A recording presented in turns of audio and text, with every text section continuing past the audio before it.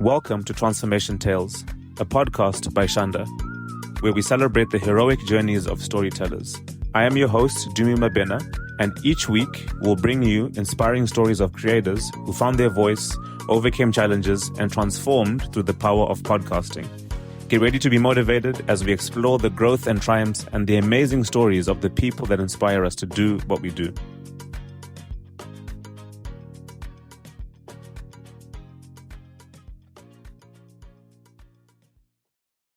Jose, thank you so much for taking the time to be with me. As I was saying offline before we started recording, you're one of us. You're a particular type of person that likes to tell a story, inform people, share the ideas with the world, whether that's through writing or through podcasting.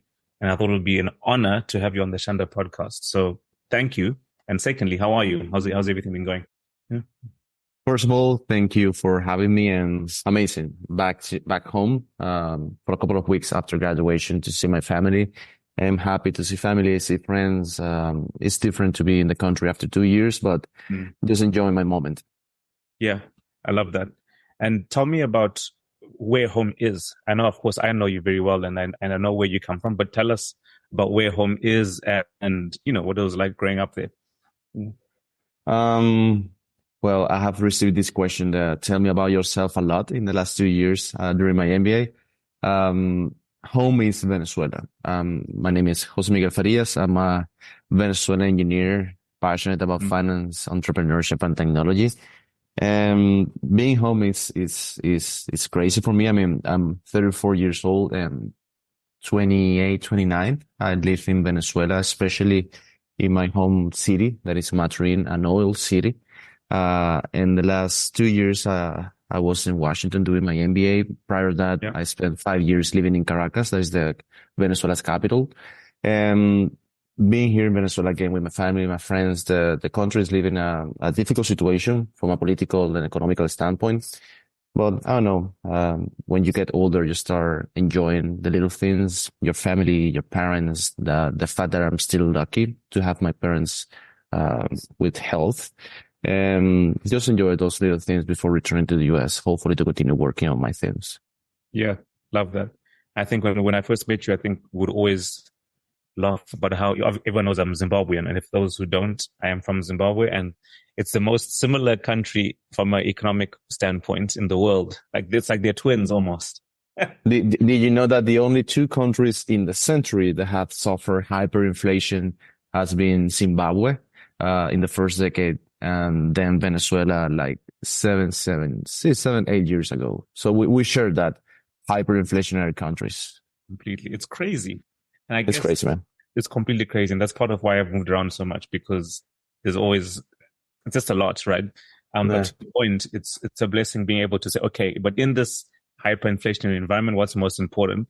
And typically it's the people that you have around you. It's, you have your health, you have your loved ones, and that's kind of a cool thing that you're able to stay cognizant of that. But as I was saying before, one of the things why I wanted to have you on this recording is to speak about you and your desire for informing people, storytelling, and expressing yourself. I know, of course, where does that come from? I know, of course, you have your own podcast. You can tell us about where that comes from, but then also, why do you choose all these various means to get your ideas into the world? Going with the first before talking about the podcast, that I think probably might be the main theme of the conversation. I think it was because of the habit of reading. I mean, 10 years ago, I just grabbed my first investment book that was One Up on Wall Street of Peter Lynch, and then The Intelligent Investor by Benjamin Graham. And once I grabbed the habit of reading, I got it like something intrinsic on my life and my day-to-day activity. I started thinking like, why I just don't share all the things that I'm learning through reading. And I know that probably people that doesn't have the habit or doesn't have the time to read probably doesn't have the time to grab the things that I'm grabbing through reading. And at that moment in 2017, I remember I created my Twitter account. At that moment, Twitter, now it's X. And actually it was like it was like the stage where I was able to share all the things that I was eating and learning through reading, and have the opportunity to write at that moment tweets, then articles, then the podcast, more recently a newsletter, just grabbing all the things that I was having the opportunity to learn through reading, having the opportunity to tell that in a more easy way to people. I don't know. It's kind of weird, but it was just a way to also for me to continue learning. Because at the end, when you read, it's important for you to continue sharing and to continue practicing the things that you're reading to keep it fresh. So for me, it was also a way to have like that loop of continuous learning. Besides the fact of only reading, I think that when you start sharing the things that you read, I believe that that's the moment when you really learn the things that you're reading. Yeah, I love that. And I've also been doing a lot of reading now, and I haven't been thinking about that. But what I've been doing a lot now is when I read a book, I'll often keep it, and then I'll keep down the salient points. And sometimes I'll write about what or the key thing that I took out from that book and keep them in a document. I never share them. I did it, I think, last month, and everyone was like, whoa, you should share this more.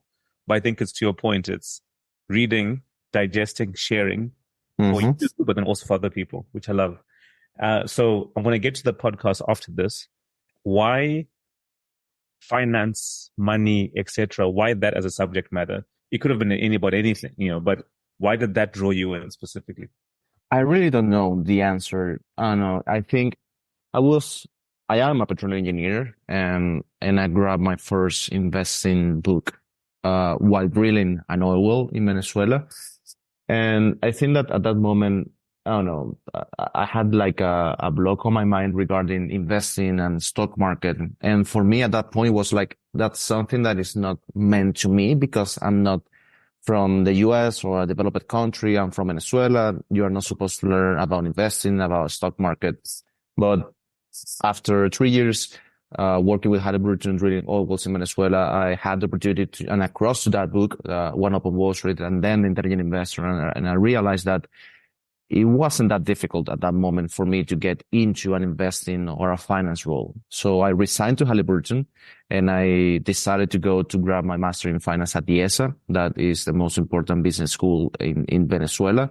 And all of a sudden I was working in a stock brokerage firm in the country. I was studying a master in finance. I was reading a lot of books about investing.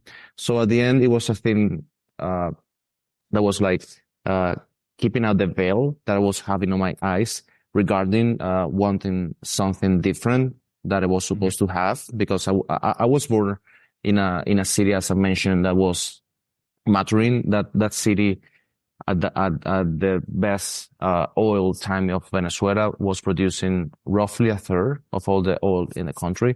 So you were supposed to study petroleum engineer if you were born in Maturin. So I got into petroleum engineering mostly because I was born and raised in that town, not because I wanted to.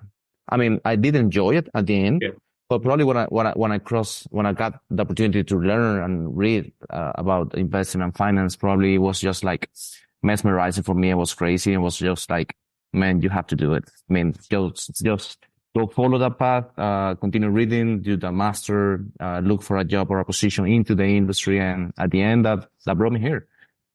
I love that. And you didn't just stop there. Of course, you then said, okay, I'm changing from petroleum engineering to finance, and obviously sparked through reading. And then, of course, you go and do your master's degree. But then you then say, okay, well, I'm reading all of these books and I can write about, whether it's on Twitter or what have you. But then to then go and start a podcast about it, which of course goes on to be one of the biggest finance podcasts in Venezuela, which we'll touch on later. But walk me through that journey and why you and your co-host thought that was an important thing to create. We started this podcast as a collaborative effort to address the pressing needs for practical, accessible information about business, economy, and finance in Venezuela challenging landscape. As we mentioned, Venezuela, Zimbabwe, we have had like difficult economical years, political difficulties in the last years.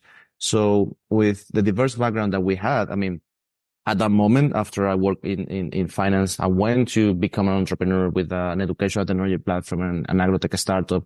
So at that moment, I was like an entrepreneur with a strong social media presence. My two co-hosts was a respected economist and an experienced businessman. I mean, three different perspectives Then when we realized we could offer a unique, comprehensive perspective regarding the situation in the country. And our goal was to create a platform where we could combine our insights to help Venezuelans in general navigate the complexities of our economic environment, discuss real world business strategies, decode economic trends, and explore investment opportunities. We saw the potential at that moment because even though the podcasting industry was, and it is still in the first innings, I believe that we saw the potential to leverage our collective expertise and networks to provide valuable, multifaceted content that was needed in our community. And after 3 years, I think people highly value the work that we have been doing. And I think we are going to continue until that's our plan, until we get to 1 million subscribers in YouTube. Wow. How many subscribers do you, I mean, I was on your social media earlier, and I mean, you're almost over 50,000 social media, and that's of course not even speaking about other platforms. But I guess, firstly, well done on doing that. The importance of trying to make information accessible, I think, is incredibly underrated. And then also just having like a credible source through which you can share and educate people. And how has it been received, like across the country? Has it been very concentrated around particular cities, or has it been received, generally across the country? I think across the country. I think our podcast has evolved significantly since its inception. We began with broad discussions on Venezuela's business and economic challenges, but quickly expanded our scope based on listener feedback and the rapidly changing environment. We have introduced a specialized segment that play to each of our strengths, like entrepreneurial insights, economic analysis, and practical business advice. Our audience growth, at least in YouTube, we have around 30K subscribers. We have on Instagram over 50K followers. It is, I mean, something that I have learned is that it is completely different to have people subscribe on a YouTube podcast that is for you to get a follower on Twitter. I mean, for me, it's extremely easy to get new followers on Twitter every day, but in YouTube, I don't know if probably you may have the same feeling. It's different. I mean, it's complicated to have like that confidence vote of people on your product.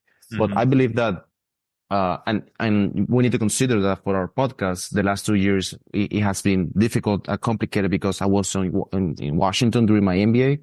But now that I'm returning to Venezuela, at least for the next 1 or 2 months, we want to continue recording the three hosts on the studio because it is different. I mean, the feeling is different, the dynamic on the recording is different. But again, returning to the evolution of the podcast, I think our audience growth has allowed us to feature high-profile guests. That's something that has been great for us in the last years, and including successful business leaders and policymakers. And we have also developed interactive elements like live Q&A sessions and social media discussions, leveraging our combined networks to create a vibrant community around the podcast. The synergy between our different perspectives has created a unique, well-rounded content that resonates with a wide range of listeners, from a small, medium business owners to investors and policy enthusiasts to the normal Venezuelan. When you see the analytics about our podcast, I mean, it's crazy, but you have people like well spread between 18 years old to plus 55 years old. So I think it is a product that it is well received abroad all the country. I love that. I love the name. Correct me if I'm wrong. I'm getting better at my Spanish. It's the Tertulia de Dinero. That's right. Yeah. It is like talking about money in English. It's a great name because money affects everyone's life, and it kind of hits the nail on the head. So what's been the biggest thing that you've learned? I think one of the things you touched on was just the spread of how fast it's carried. For example, when I had certain podcasts, sometimes I'll go and I'll see people in Poland or Jamaica, and it's always like a crazy shock, like, wow, this thing is carrying. So I guess from your perspective, what has been the biggest like positive lesson that you've learned? Like, wow, this is cool from the thing that you've built. This podcasting journey has taught us as a team, not only me, I think invaluable lessons. Firstly, we have learned the power of collaboration.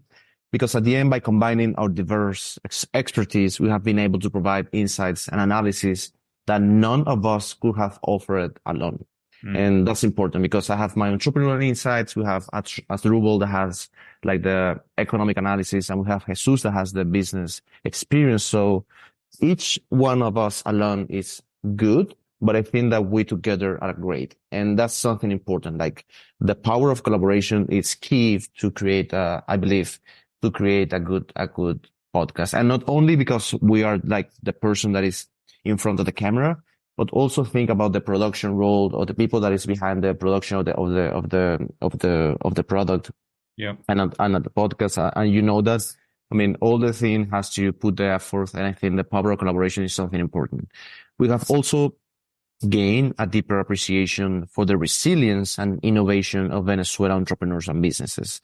Through our discussions and listeners' stories, we have seen countless examples of adaptability in the face of economic challenges.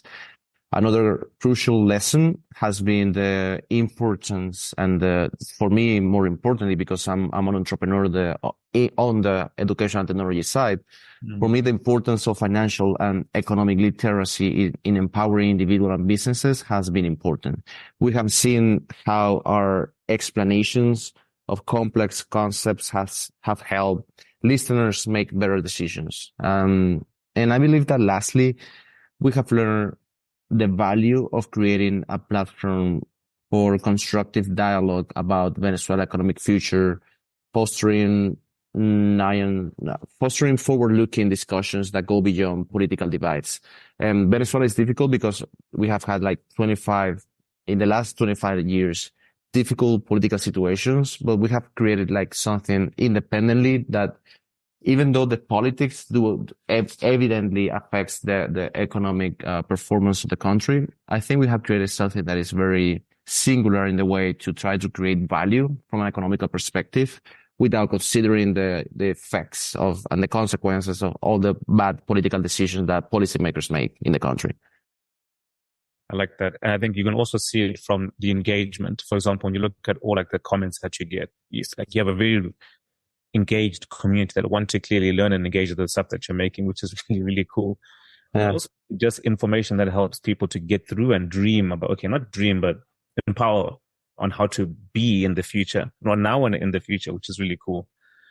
So there are all these good things that you've done, of course, with the platform that you've built with your team. What do you not like about it? Because, there's nothing in life that's all rosy. Yeah. What is it that you don't enjoy about, your show and your podcast? I think the most challenging aspect of running this podcast in the last 3 years, I think is keeping up with Venezuela's rapidly changing economic environment. And I explain myself. What's relevant one week might be obsolete next week. So requiring constant research and updating, it has been complicated because we continue to do different stuff. I mean, until 2 months ago, I was still studying my MBA, doing things with my businesses, participating in a pitch competition with you. And I mean, you have a lot of things going on your life. And when you are preparing things for podcasting in Venezuela, it's complicated because everything changes so fast in a country like ours, like Zimbabwe, like Venezuela. Sometimes it is so heavy to prepare for a episode. I'm preparing the agenda because the thing that you mentioned last week is different this week, and probably people also don't like that. I mean, you have the thing that probably your listeners, the feedback that you receive that, but you mentioned and you said that 2 months ago, but now you're saying something different. That, yeah, I'm saying this in a different way because the situation is now different. It's not the same situation that was 2 months ago. So it can be frustrating. I think it's also frustrating when we have to report on, for instance, on new regulations or economic developments that we know will make life harder for businesses and investors. That in Venezuela, we live in a socialism. I don't want to get that much political in the podcast, but it's complicated when you have to just talk about things that from a liberal perspective, that is not good and that will make life harder for businesses and investors. I believe, like I mentioned, another difficulty is coordinating our schedules and maintaining consistency in our recording and publishing timeline, especially given the infrastructure issues that we sometimes face in Venezuela and the tight agenda that we individually have. And I believe that lastly, while we value our different perspective, occasionally reconciling our varied viewpoints into a coherent message for our audience can be challenging. But I mean, if I compare what I love the most about the podcast with what I hate the most, I think it's just like 99% against just 1%. I mean, it's just part of the game, it's part of the process. And actually, I think it helps you to continue improving the product. Completely. Oof. Yeah, the more you speak, the greater familiarities I see between Zimbabwe and Venezuela, and how it's hard to plan into the future because every 2 weeks something changes, and there's a huge change, and there's always it's nuts. But of course, in times like that, it's also great to have an outside voice that can weigh in on what's happening. That is kind of, just a separate perspective from different voices and through your production that can kind of weigh in on things. And I think people value that a lot, particularly in countries like ours. So I'm excited to do that. I want to ask you, what keeps you motivated to keep doing it? Because of course, it's one thing to start it. Because as you know, it's a lot, right? You've been at business school, your co-hosts have their other things going on in their lives. Of course, you're growing the show and you have a team, but it's a lot to kind of sustain over a long period of time. Yeah. What keeps you motivated to keep doing it? And it's tough because at the end, motivation can help you start, but then it's discipline that will keep you continue doing the work. Yeah. And I think at the beginning, our primary motivation comes from the impact that we're making, knowing that we're helping Venezuelan entrepreneurs, investors, and everyday citizens navigate our complex economic landscape is incredibly fulfilling. The messages that we receive from listeners who have used our insights to make better business decisions or successful investment keep us going. We are also driven by the belief that improved economic and financial literacy is crucial for Venezuela's future. By fostering informed discussions about money and about our economy and business environment, we know that we are contributing to the development of a more resilient and adaptable society.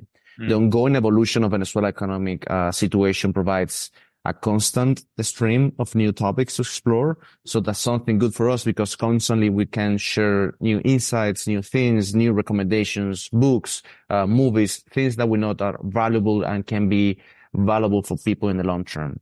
And lastly, I think the growing international interest in our podcast with listeners from the Venezuelan diaspora and the global business community motivate us to continue providing this unique perspective on our country economic and business realities. I don't know if you have this number, but we have Ukraine, like the biggest forced migration because what is happening with the invasion of Russia. But after Ukraine, Venezuela has the biggest diaspora in the world with almost 7 million people that has fled the country. So for us, we have when you see the analytics of our podcast, you have a lot of people we have people from 50 countries. And it is not because we have 50 different nationalities. It's because we have Venezuelan in all those different 50 countries that listen to our podcast. So for us, it's a huge responsibility to continue informing people, trying to contribute to our society, wherever they are. And for us, that's what kept us just motivated to keep doing it. I love that. Yeah. I mean, thank you for sharing all of those things. I think similarly, I think I had with my own podcast, it was called, of course, Zimbabwean Voices. And I was always shocked to see, wow, this thing is traveling to these corners. But to your point, it's because of the diasporan community that are in different parts of the world that are dialing in to have some sort of local perspective. Because even though you can be a Venezuelan in wherever it is in the world, you still want to have a local voice. I don't know. There's a comfort level that it brings hearing from people that look and sound like you. And I think that, I have two final questions for you. Question number one, money, dinero. Since we're on that particular topic, is that ever a thing? And by a thing, I mean, you start this podcast, it grows. you're adding value to different people in the world, and you're like, geez, this thing is really taking off here. Was finance, of course, informing was really the essence of why you started, but was funding it or making money off it ever a consideration, or not really? Or not really? I think at the beginning, we only put money like in the first season. We already have 10 seasons. So it is sustainable, thank God. But I think our objective was, let's add value, but if we can make the podcast like sustainable, better. So we do have like sponsors in the podcast, and it does let us to win money through the podcasting. So for us, at the end, it's the incentive to continue work in a good way, to continue put the hard work in the preparation of the agendas. Even though, I mean, we always say like the important thing for us is that we feel like the fact that we're adding value for the society, for the Venezuela citizens. I believe, if you ask me, I don't know my co-host, but I do believe the answer will be, even though we have to put money to continue doing the podcasting, we will do it. Because at the end, we do enjoy the fact of going to the studio or recording via Zoom and trying to see. I mean, for me, there's nothing more excited than the fact that when we launch every Monday, we have 10 seasons. I mean, we don't launch episodes every week, but we try to have like seasons and 10 episodes by seasons. Actually, we will have our 100th episode in 4 or 5 weeks. Yeah, because yesterday was our 94th episode. But one of the things that I love the most is launching our episode on Mondays and trying to see the comments on people. Obviously, in a country like Venezuela, more when you talk about money, economics, and sometimes you talk about politics, you can have the bad comments, and that's part of the job. That's part of the business. You can't take nothing personally. But I just love the fact of seeing people commenting. I mean, I don't know people from all different stages on their lives commenting like, I was waiting for this to start my week. I was waiting for this to make a decision. I was waiting for you guys because you are the guys that it is a Monday. After I listen to Tertulia de Dinero podcast, I can continue for the rest of my week and doing a lot of things in my business, in my life, in my work, whatever. So when you see that type of comments and that type of reaction and that type of feedback, I think the money, even though it is important, it is not like the most important variable in the equation for continue doing podcasting. Yeah. Yeah, I totally agree. I think it's informing people first. What I find fascinating about people that make podcasts, like for example, if you write a book, or if you write a book, you of course can give it away, but you put on Amazon or you sell it. Or if you are to, even on Substack, or let's say, for example, now people are now doing subscriptions there, but podcasters will, myself included, when I started, by the way, would just gladly, pay out of pocket all of this money to just get a story to people. And yeah, it's just interesting to observe. But I think because we believe it's important to inform people, what will be interesting over time is to say, well, so I'm interested in the topic of people having a relationship with their listeners. Of course, there's a consumption perspective, but if listeners help empower the creators, I think that would be interesting. But that's a topic for a different day. But thank you for sharing about, how you guys have gone about your journey. But the last question I have is, what is the big dream for the podcast? Of course, you've done so much, but is there anything more that you want to do out of it? Or is it really more about just continuing or building off what you've started already?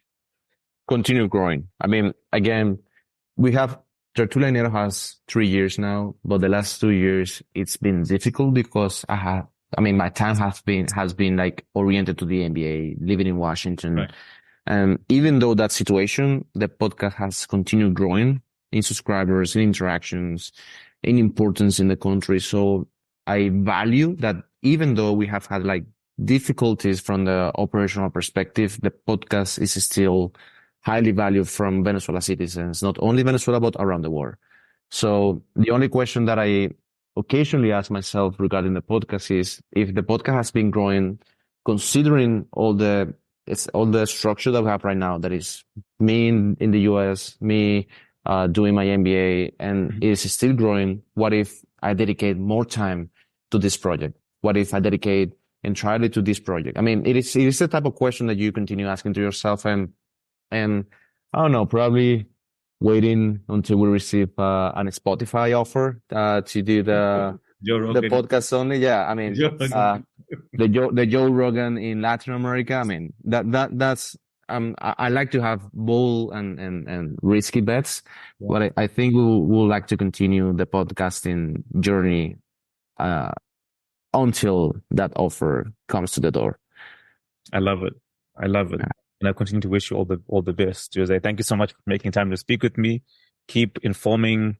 I'm waiting for the feature that will allow us to do the English translation. Then I'll be even more. But in the interim, I can still read what you're both sharing. So thank you so much for taking the time with me, and keep doing what you do.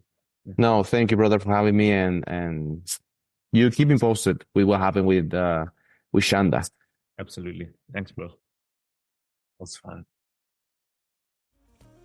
Thanks for tuning into Transformation Tales. We hope these stories inspired you to keep creating and sharing your voice with the world. Remember, every storyteller's journey is unique, but the courage to start and persist unites us all. Join us next week for more empowering tales of transformation.